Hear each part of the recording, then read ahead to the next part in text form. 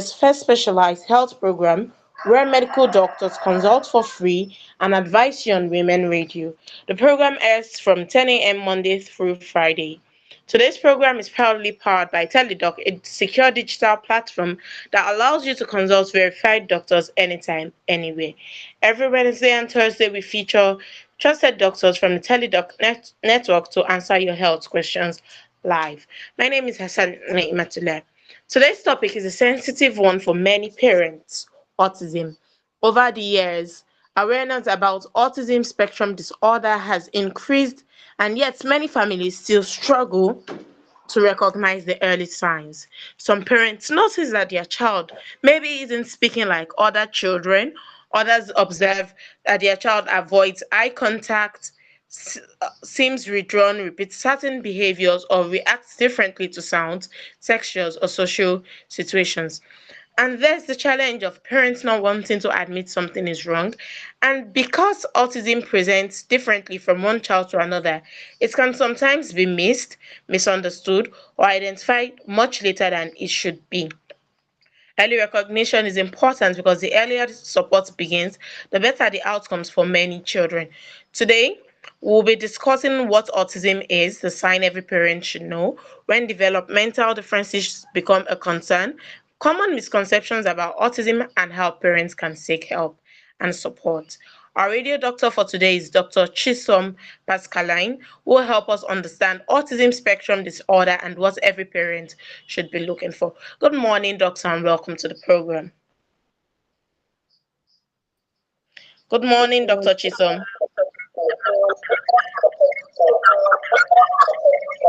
Oh,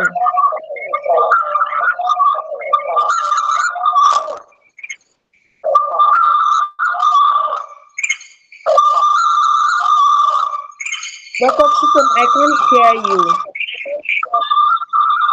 Yes, good morning.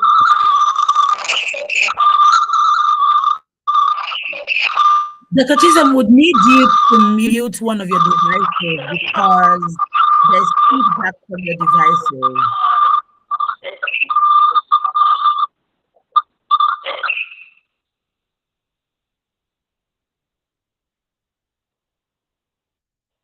Okay, good morning, Dr. Chisom.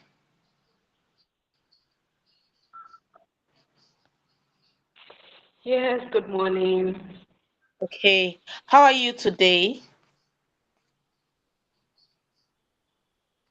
Very well, thank you. And you? Okay, I'm fine, alhamdulillah. Time check, it is 14 minutes past 10, and this is your radio doctor on Women Radio WFM 91.7. The doctor's details would be shared at the end of the program. Okay, doctor, let's start with the basics. What exactly is autism spectrum disorder?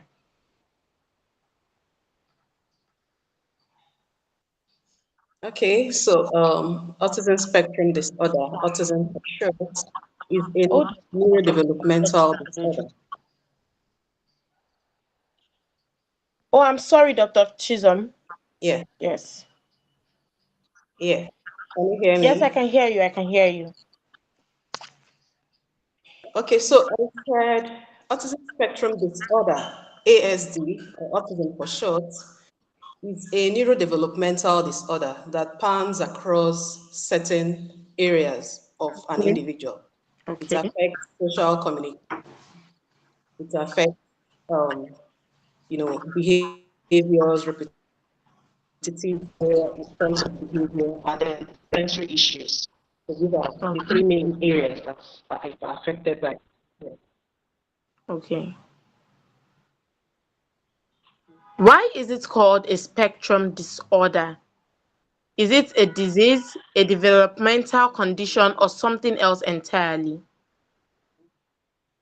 Okay, so it's not a disease. It's Okay. actually a neurodevelopmental disorder. I mentioned that in the definition. Okay. So, and it's called a spectrum because there is a wide range of presentation. People present differently. If you meet two individuals with autism, they can present differently. People have various um, features or symptoms, you know, Okay. um, requiring various levels of support. So An individual with autism that is fully functional can function as an individual, requiring very minimal support. And you can have an individual with autism that requires very significant support. In short, they may not be able to have an independent life. So that's why it's said to occur in a spectrum. It can be wide Okay. range of symptoms here. Okay. Okay.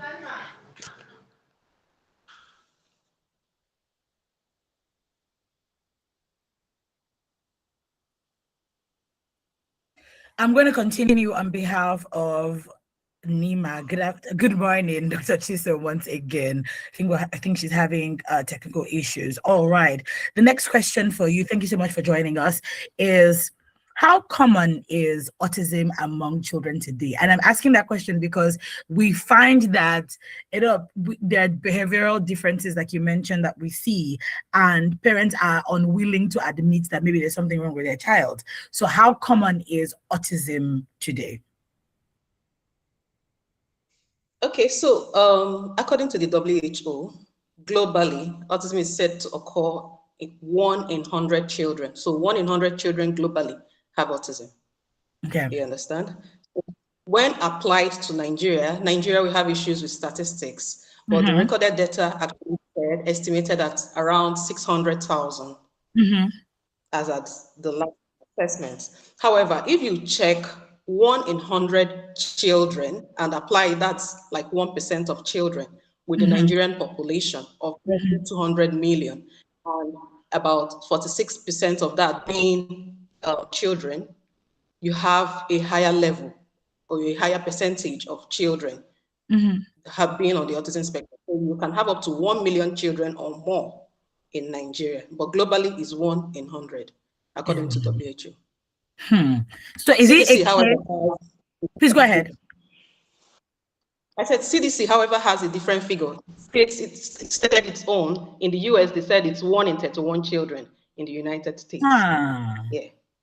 okay. So would you say that we're seeing more cases of autism, or is it that we're now, based off of these numbers you've given, because initially they said it's 1 in 100, but now CDC is saying 1 in 32. So is it that we're seeing more cases of them, or we are now better at identifying cases of autism? Okay, so I would say awareness is actually growing. Mm-hmm. When you compare today, like 10 years ago, it's not Okay. the same. Mm-hmm. Previously, children with autism have been mislabeled. A lot of them have been called either stubborn children or children that are possessed, children that have other issues, and all those things cost a lot of misdiagnosis. So I would Mm-hmm. say that previously these children were constantly being mislabeled, misdiagnosed, and that is why the figures were probably low. And again, when children, another issue is stigma. When parents find out or feel that their children have some issues, they wouldn't want to bring them out to the open, they wouldn't want to seek for solutions. If you go to certain rehabilitation centers, even hospitals, you see abandoned children. We see that all the time. Parents just come to the hospital, bring their children, maybe on admission or something, and leave them there and go. They Hmm. go to rehabilitation, abandon those children because they don't want to, continue taking care of the children or face the stigma or whatever. So that's just the issue with that. Hmm. So I would like you to take us through the signs to look out for, that actually the ones that parents miss. It's is it common? I was going to say it's common knowledge, but here every now and again you hear someone say, "Oh, I think my parent maybe didn't notice that I had autism." I've seen quite a few adults say they went to get diagnosis and discovered that they were autistic. Now, so what are some of the earliest signs of autism that parents would typically miss? Okay, so for the early signs, it's actually start from understanding some of the standard developmental milestones.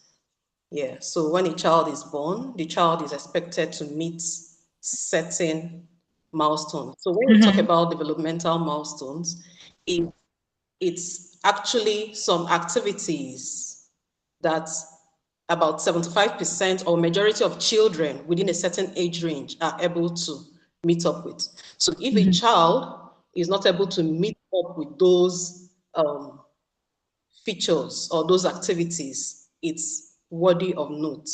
Remember, while talking about autism, one symptom alone or one sign alone is not enough to make a diagnosis of autism because there are so many other things that could be. So, however, some of the features that an individual with autism might present with include, now, if you're an observant parent, you might start observing some of those features within the first year of life.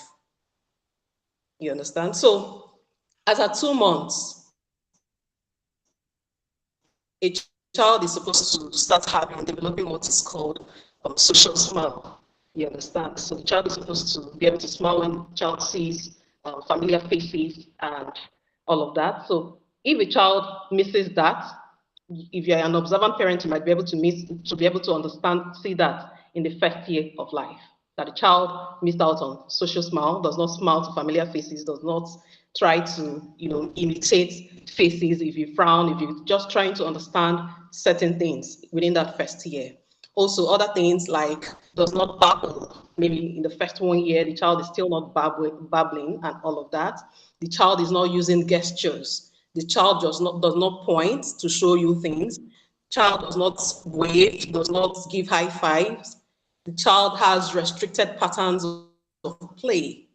Maybe has specific interests. If you give the child toys, instead of playing with the toys, the child just has a peculiar way of playing, either lining up the objects or taking interest in a specific part.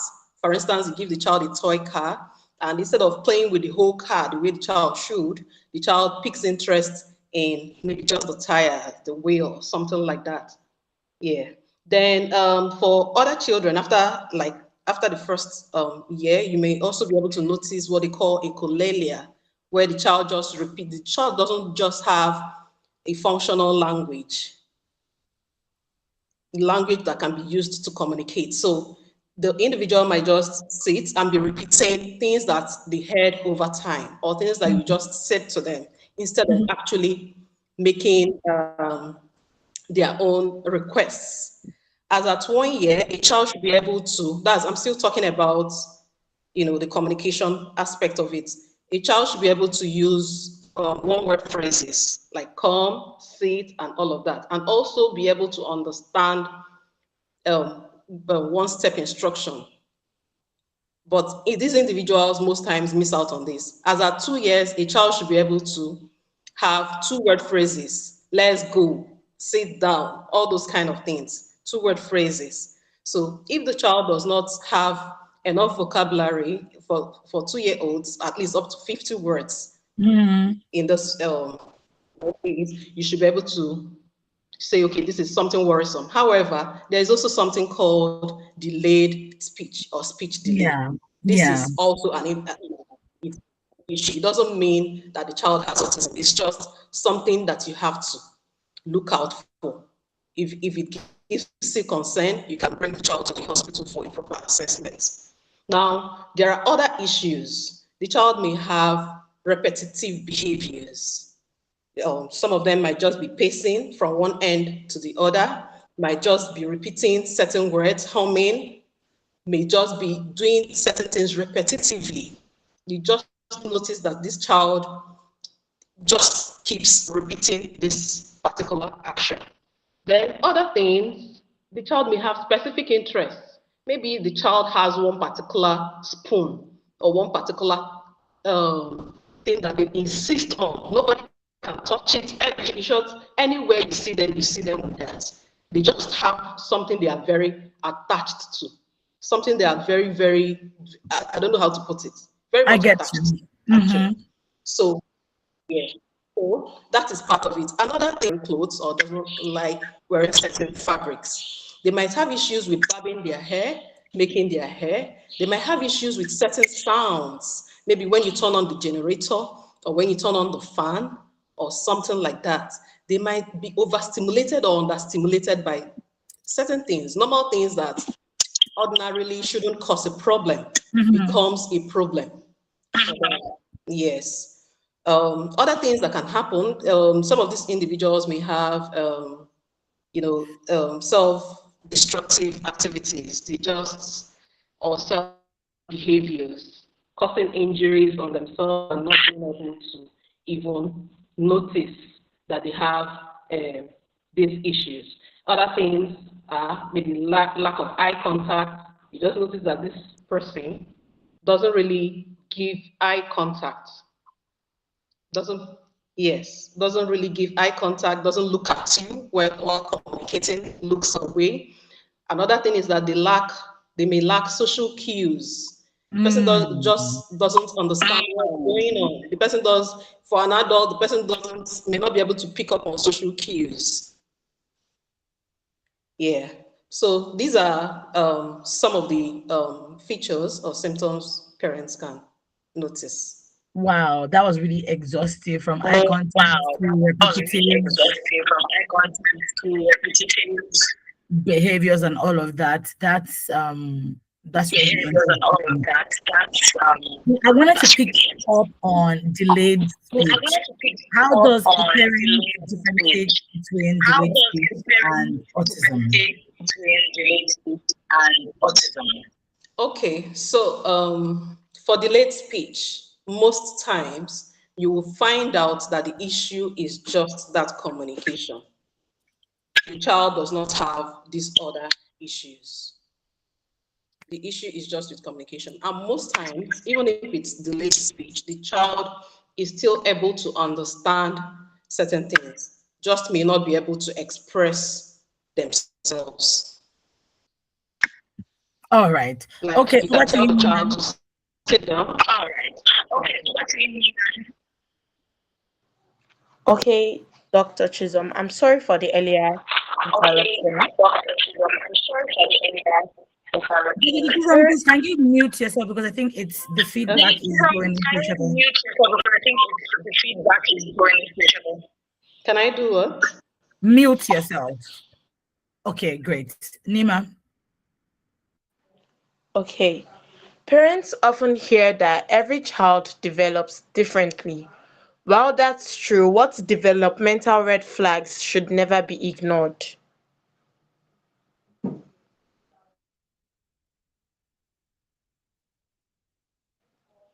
Hi, You have Hi, to Dr. unmute Chisholm. yourself. You have to unmute yourself. So sorry. You have to unmute yourself. So sorry. Okay, so every child actually develops differently. Yeah, this is a way of telling parents not to over compare their children. So don't just compare this child and this other child. Don't compare your neighbor's children and all of that. And if you're a parent of more children, you may find out that probably one of your children sat at a certain month and the other one sat at an earlier month. That's to say that children actually develop differently. However, like I mentioned earlier, there are things called standard developmental milestones. So what it means is that majority of children at that specific age or that particular age should be able to meet up with this particular milestone. So if your child is 1 and does not babble, or even lost milestones that they previously acquired milestones, they just lost them, previously acquired language. Maybe at 11 months, the child was saying mommy or mama, dada, and all of that, and the child just suddenly lost these milestones. It's a red flag. If the child does not babble at 1 year, at 12 months, it's a red flag. Now, if at 16 months the child does not use any form of gestures, the child does not point to show you things, the child does not wave, the child does not give high fives, fist bumps, and all of that, it's also a red flag. If the child is not able to pick up on certain cues, obey one set instruction and all of that, it's also a red flag. If the child has other issues like walking on tiptoes, in addition to all these other things, and has other sensory related issues, some of which we mentioned earlier, it's a cause to go for a proper assessment. Sorry. So, so, so those are some of the things we're talking about. This, some children may eventually be able to catch up. That's not to say that those that were truly autistic probably just outgrew it. It's just that, yes, like we said, at least 75% of children are supposed to be able to meet up with this. That does not mean that there are no outliers. There can still be individuals that will eventually talk at a much later age, that will eventually be able to meet up with their milestones at a much later age, but it still does not rule out the fact that you should go for a proper assessment when you notice things that look like a red flag, especially if if there is a family history of something similar, because most times genetic factors also play a significant role in autism. It's been found out that siblings of children with autism also have a higher chance or have higher chances of also becoming autistic, or individuals that have family members with autism also have higher chances of presenting with features of autism. So those are some of the things I have to say. Okay, thank you, Dr. Chisholm, for that. Okay, thank you, You Dr. Shivam, mentioned, for that. You mentioned, Dr. Chisholm, please can you mute yourself? please can you mute yourself? Okay, thank you. You mentioned standard developmental milestones, and you said a child should be able to make gestures and be able to babble at 16 months. So, what milestones around communication and social interaction are particularly important in the first 3 years of a child's life? Dr. Chisholm, you can unmute yourself, please. Yeah, sorry, I didn't hear the last thing you said. Okay, I'll repeat it.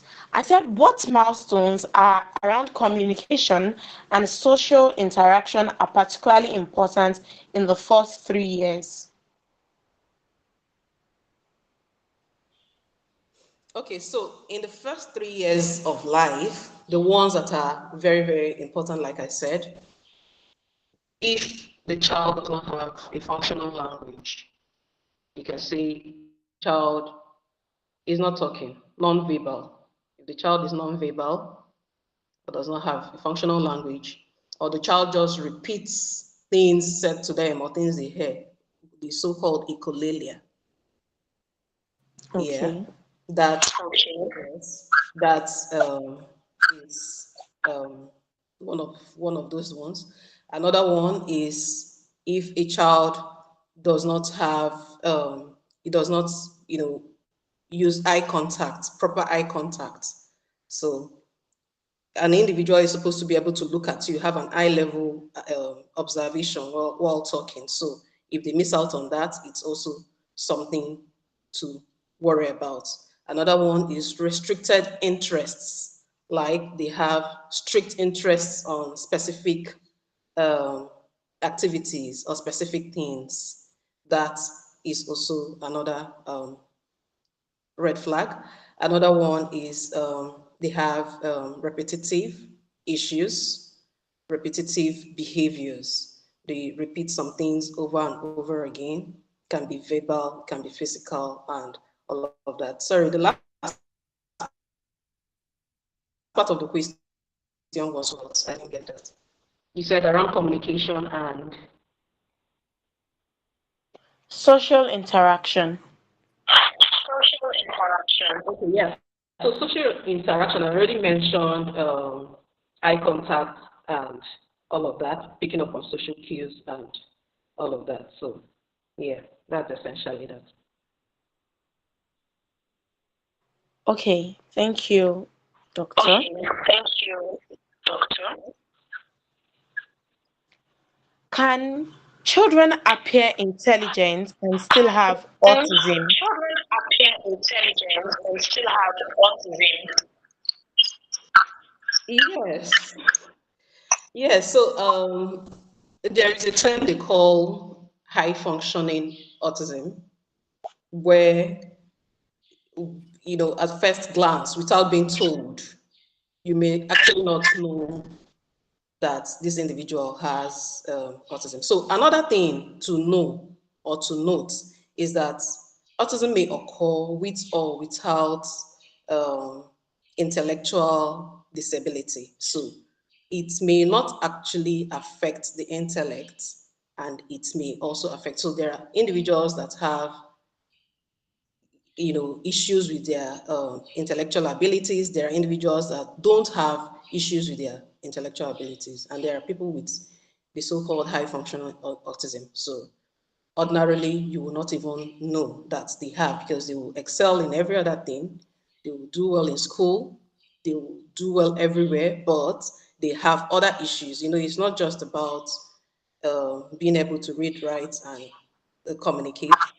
They also have other features that also make them to fall into that criteria. Maybe sensory related, maybe behavioral, and then of course the communication related part of it, the social interaction. Okay. Also, are there children Okay. whose signs Also, are there children who sounds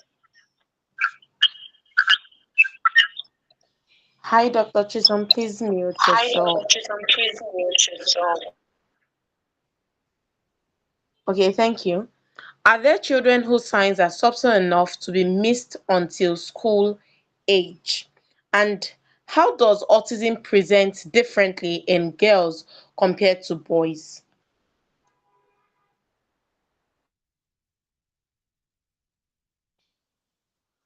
Okay, so there are children that's features, because they were able to meet up with earlier milestones. You may not be able to notice that there were actually issues, and if you don't know some of the subtle things that may happen or features, you might actually miss out on this diagnosis. So they are just able to excel until maybe they get to the age where they're supposed to probably start having real relationships, making friends, and all of that. And you find out that they have issues with making and maintaining friendships. They have issues with interacting, communicating their needs properly to their peers, and all of that. Now, boys and girls, autism most often boys are 4 times diagnosed more often than girls, because girls have what they call the masking features. They are able to mask, they're able to easily cover up with a whole lot of other things. They can easily imitate certain things and may be misdiagnosed early. So that's what happens in boys and girls. Okay, you're listening to Radio Doctor Okay, on Women Radio you're listening WFM to Radio Doctor on 91.7. Radio WFM 91.7. Thank you so much, Dr. Chisholm. I think the network is, because of the rains, the network is jamming because we didn't have this initially. So each time your audio is on, it continues to jam. Okay, you're listening to Radio Doctor on Women Radio WFM 91.7, powered by Teledoc. The phone lines are now open. The numbers to call on as 0800 1235 917. Then, today on Radio Doctor, we are discussing autism, the signs every parent should know. If you have questions about speech delays, developmental milestones, autism assessment, or child development, you can call in now and speak with our guest doctor. Or better, Or you can also send text messages to 0703 1756 537 or always 155 917 917. You can send the text messages, WhatsApp messages, or voice notes. In case you don't want to hear your voice on radio asking about maybe something that you've noticed with your child. Thank you so much, Dr. Chisholm, for coming on the program. It's been so enlightening so far. So we're going to move on. Vaccines, Dr. Chisholm, is we've been told that vaccines, I remember specifically during COVID, I remember hearing, oh, don't take the COVID vaccine, it affect you, affect your children. Do vaccines, let me ask plain and simple, do they cause autism? Okay, so that is a very controversial aspect Mhm. of discussion. It's still under research. So it's been cancelled a number of times. It's been said that vaccines do not cause autism. For parents that probably had their children, they feel their children started developing some of these symptoms after they took a certain vaccine, you may not be able to convince them. But medically, it's been stated that vaccines do not cause autism. Yeah, in the same vein, there are people who think that, oh, spiritual attacks, my village people, is what causes autism. And is it every child with autism that is non-verbal? I know there's some that are verbal. Is it every child? What are the differences, or is it the spectrum of it? Okay, no, not every child with autism that is nonverbal. It's said that just about one third of them, one third of individuals with autism are nonverbal or preverbal. So, yeah, it's not everyone. All right. Thank you. Can you differentiate it for us? Because, like, how do you know? I know you took us down a list of things to look out for. Is it from that list of things that would tell you whether your child is verbal or non-verbal? Also, in that vein, we've seen cases where parents said that the child was non-verbal and then now the child is verbal.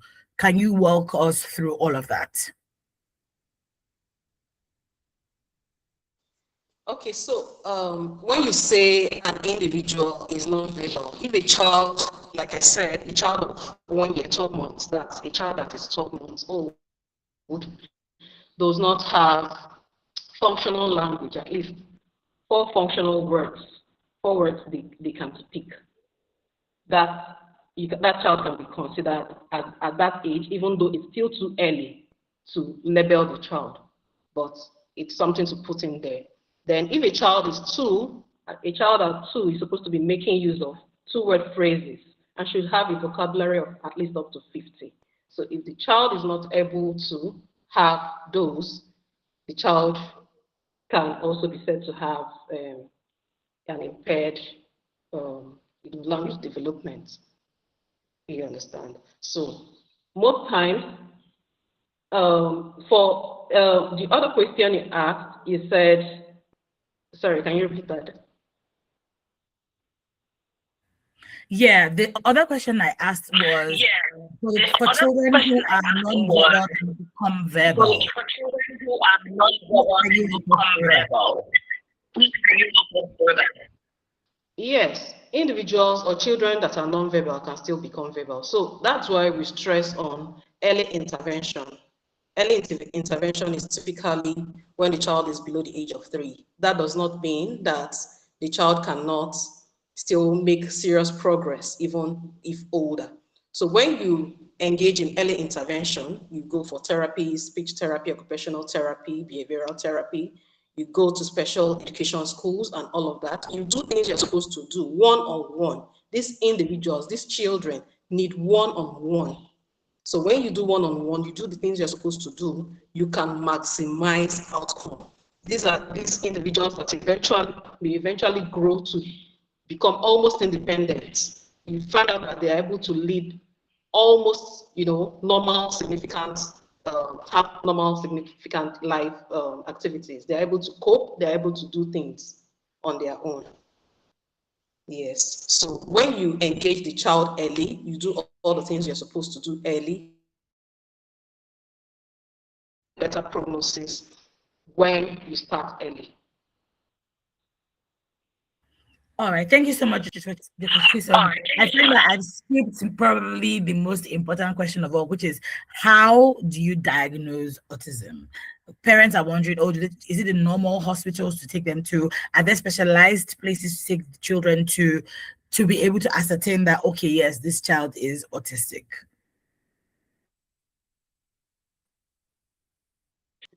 Okay, yeah. So there are professionals that should be able to make this diagnosis of autism. So when you come, the first place of call or the first point of call, usually, typically, most times, is the hospital. So when you come to the hospital, you are being referred to the pediatric department.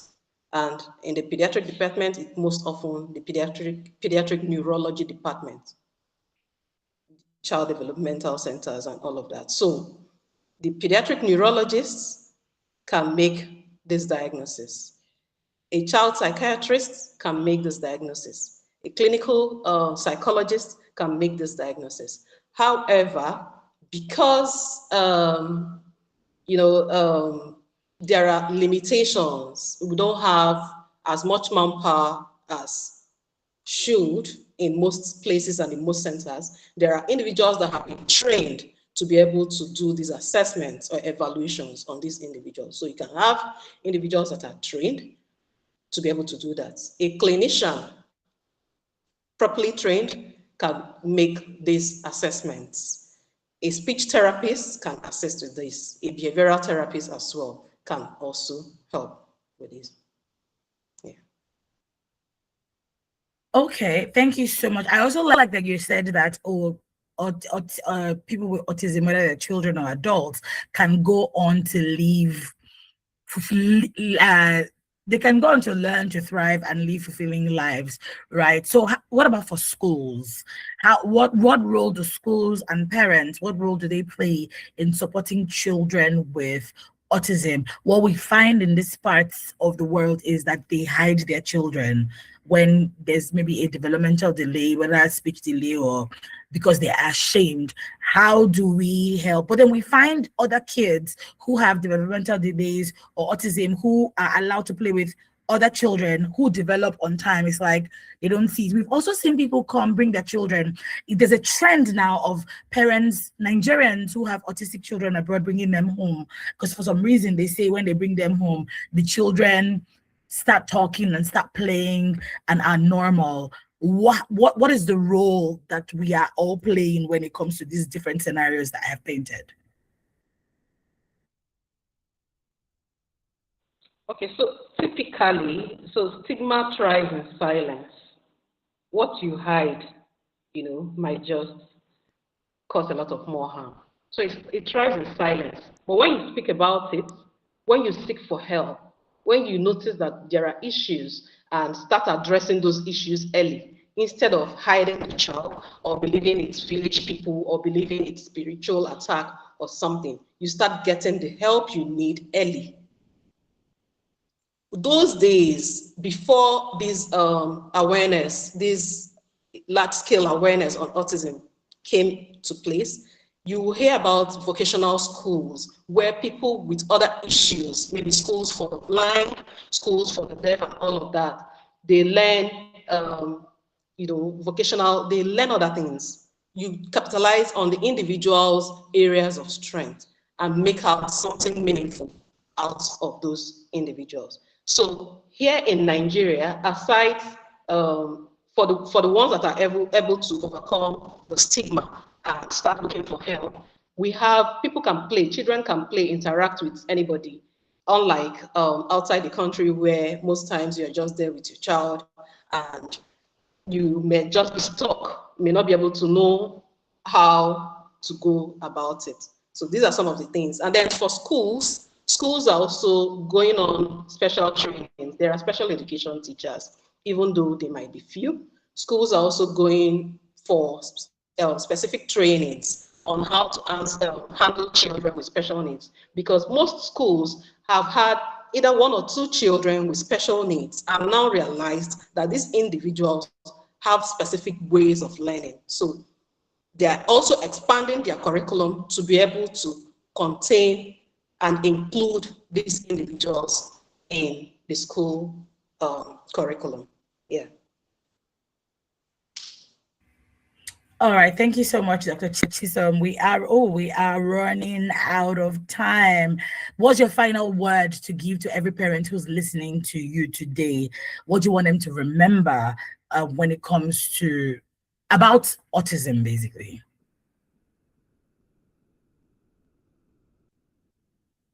Okay, so for every parent that has a child on the spectrum, first of all, I have to thank you especially for doing so well for your child, wherever, whatever, even if you think you're not doing enough or you don't have the resources to go for therapies or do specific things, diets and all of that for your child, just know that you are the best parent your child can ever have. You are your child's number one advocate. You are the first person the child knows. Even the little one you do, one-on-one, there are things called parent-based interventions. So even if you don't have access to those specialized therapies, you can sit with your child 1 hour daily with your child on one-on-one basis, which is ideally what these individuals need. And you will not believe the significant difference this will make. So keep on doing what you're doing, keep on being the best parent you can, and please do not hide your child. Yeah. Okay, thank you, Dr. Chisholm, for Okay, thank helping you. us understand better autism spectrum disorder and the signs parents should know. If you would like to speak privately with a doctor, download the TeleDoc app today. Book a quick 10-minute consultation or a full 30-minute session. Choose your preferred time. Upload your medical records. Speak securely through video consultation and receive prescriptions digitally.